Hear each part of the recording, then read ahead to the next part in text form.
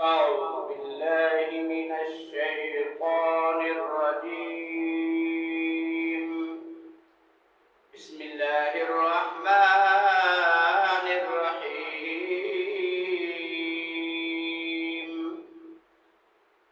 وكل إنسان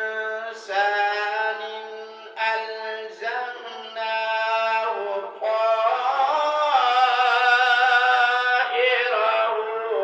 في عنقه ونخرج له يوم القيامة كتابا يلقاه منشورا. اقرأ كتابك كفى بنفسك اليوم عليك حسيبا.